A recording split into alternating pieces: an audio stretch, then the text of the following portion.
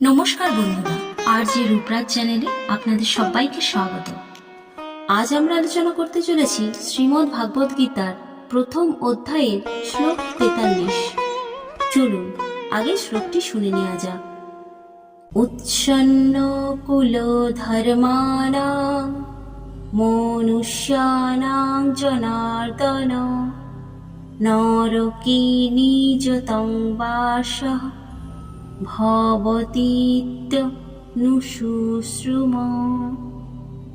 অর্থাৎ, হে জনার্দন, যখন কুলের ধর্ম ধ্বংস হয়ে যায় তখন সেই পরিবার বা সমাজের মানুষ অনন্তকাল ধরে নরকে বাস করতে বাধ্য হয়, এমনটাই আমরা শুনে আসছি।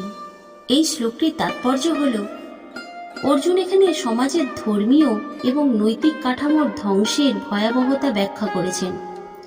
তিনি বলেছেন, পরিবার বা সমাজের ধর্ম এবং রীতিনীতি ধ্বংস হলে সেই সমাজের মানুষ অনৈতিকতার দিকে ধাবিত হয়। এর ফলে তাদের আত্মা শান্তি পায় না এবং তারা নরকে পতিত হয়। এই শ্লোক কেবল ধর্মীয় আচার অনুষ্ঠানের গুরুত্বকেই নয়, পরিবারের অভ্যন্তরীণ শৃঙ্খলা ও নৈতিকতার উপর জোর দেয়।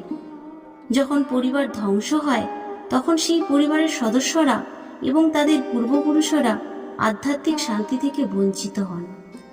এই শ্লোকটি থেকে আমরা যে শিক্ষাগুলি পাই সেগুলি হল: ধর্মীয় আচার পালন, কুলধর্ম বা পারিবারিক ধর্ম রক্ষা করা নৈতিকতার ভিত্তি। এটি জীবনের আধ্যাত্মিক ও সামাজিক দিকের জন্য অপরিহার্য। পরিবার ও সমাজের গুরুত্ব।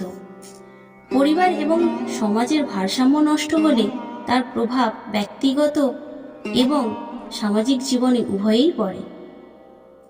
আত্মিক শান্তি। জীবনে নৈতিকতা বজায় রাখার আত্মিক শান্তি এবং মুক্তির জন্য গুরুত্বপূর্ণ। প্রজন্মের উপর প্রভাব।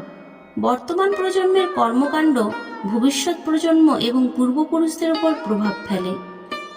এই শ্লোক আমাদের শেখায় যে কেবল ব্যক্তিগত সুখ ও স্বার্থের জন্য নয়, পারিবারিক এবং সামাজিক দায়িত্ব রক্ষার দিকেও নজর দেওয়া অত্যন্ত গুরুত্বপূর্ণ। নৈতিকতা এবং ধর্ম রক্ষা করেই জীবনকে সার্থক করা সম্ভব। আজকের শ্লোকটি এই পর্যন্ত। পরবর্তী শ্লোক ও তার তাৎপর্য শোনার জন্য আপনারা আমাদের চ্যানেলটি সাবস্ক্রাইব করে পাশে থাকা বেল আইকনটি প্রেস করুন, যাতে আমাদের ভিডিও আপলোড হওয়ার সঙ্গে সঙ্গে আপনাদের কাছে নোটিফিকেশন চলে যায়। আর আমাদের ভিডিওটি যদি আপনাদের ভালো লেগে থাকে তাহলে ভিডিওটিকে লাইক করে শেয়ার করে দেবেন। আপনাদের সাপোর্ট আমাদের অনুপ্রাণিত করবে। রাধে রাধে।